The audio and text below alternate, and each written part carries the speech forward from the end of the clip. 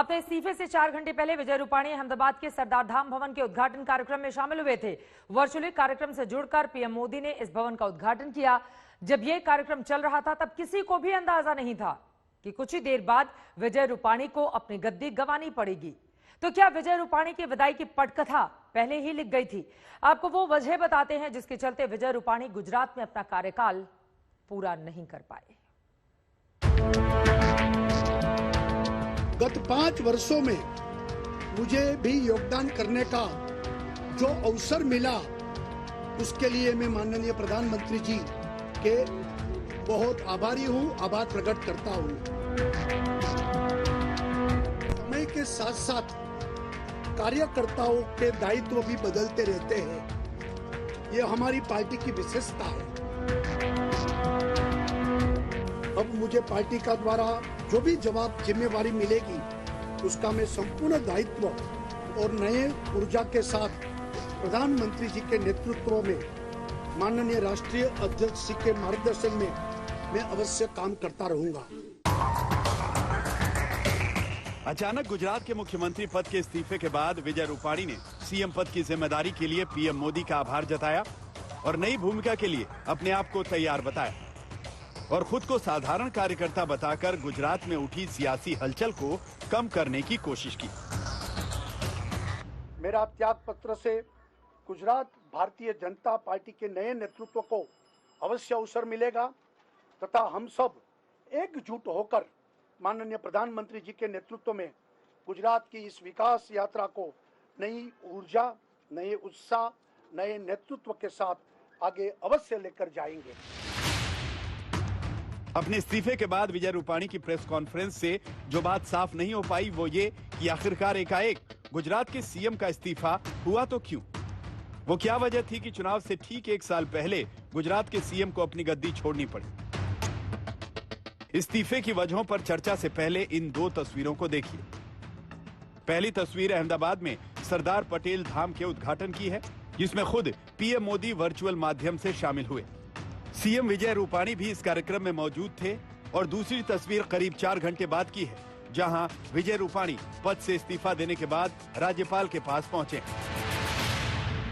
ये हमारी पार्टी की विशेषता है कि जो दायित्व पार्टी द्वारा दिया जाता है, पूरे मनोयोग से पार्टी कार्यकर्ता उसका निर्वहन करते हैं और मुख्यमंत्री के रूप में मुझे जो दायित्व का निर्वहन करने के बाद अब मैंने मुख्यमंत्री पद से त्याग पत्र देकर पार्टी के संगठन में नई ऊर्जा के साथ काम करने की इच्छा भी जताई है। अब मुझे पार्टी का द्वारा जो भी जिम्मेवारी मिलेगी, उसका मैं संपूर्ण दायित्व और नए ऊर्जा के साथ प्रधानमंत्री जी के नेतृत्व में, माननीय राष्ट्रीय अध्यक्ष जी के मार्गदर्शन में मैं अवश्य काम करता रहूंगा। अब आप उन वजहों को जानिए जो गुजरात के मुख्यमंत्री के अचानक इस्तीफे का कारण बनी। दरअसल बीते कुछ दिनों से गुजरात सरकार में नेतृत्व परिवर्तन की अटकलें लगाई जा रही थी। चर्चा इस बात की भी है कि कुछ मंत्रियों ने विजय रूपाणी के कामकाज को लेकर नाराजगी जताई थी। इसके साथ कोरोना की दूसरी लहर के दौरान गुजरात में स्वास्थ्य व्यवस्थाओं पर भी सवाल उठे थे। यहां तक कि गुजरात हाईकोर्ट ने भी कोरोना वायरस से निपटने में कमी को लेकर गुजरात सरकार को फटकार लगाई थी। बताया जा रहा है कि महामारी के दौरान लोगों को हुई दिक्कतों के चलते विजय रूपाणी को लेकर नाराजगी बढ़ गई थी और बीजेपी के कई नेता इस नाराजगी के साथ अगले चुनाव में विजय रूपाणी को चेहरा बनाने के पक्ष में नहीं थे। मोदी जी के नेतृत्व में भारतीय जनता पार्टी सभी राज्यों और केंद्र में चुनाव लड़ती है। इस बार भी हमारे पास बहुत मजबूत नेतृत्व है। उनके नेतृत्व में हम अवश्य चुनाव लड़ेंगे और अच्छी तरह से जीतेंगे।